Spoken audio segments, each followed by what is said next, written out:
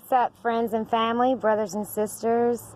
Happy Friday. I am so glad it's Friday. It's been a long week, that's for sure. I just wanted to speak on something that I have dealt with for years, and that's depression and anxiety. I recently had a conversation with my 18-year-old son on this. He's really struggling with this right now. And guys, I'd like to ask you if you would pray for my son, Zane.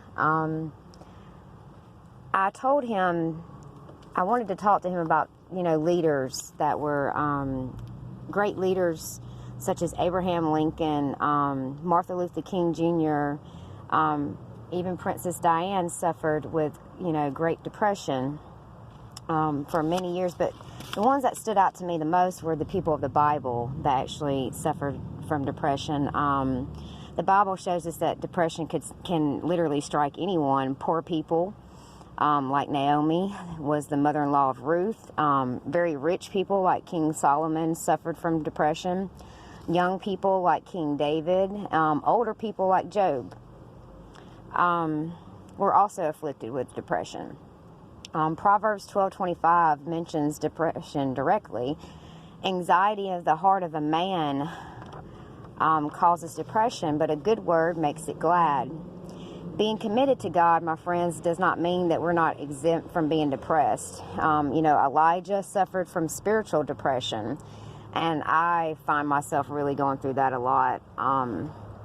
God's word encourages us to come out of the darkness and focus on Him to bring us back to the light.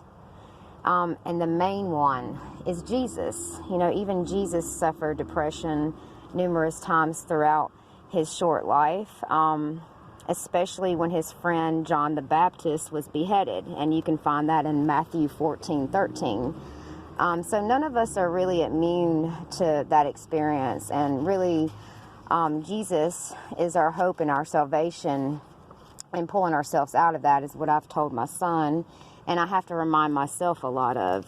The Lord Himself goes before you and will be with you. He will never leave you nor forsake you. Do not be afraid. Do not be discouraged. That is in Deuteronomy 31:8.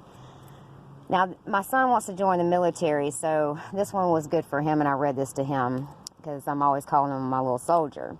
So I said, "Soldier, have I not commanded you? Be strong and courageous. Do not be afraid. Do not be discouraged, for the Lord your God will be with you wherever you go." That's Joshua 1:9.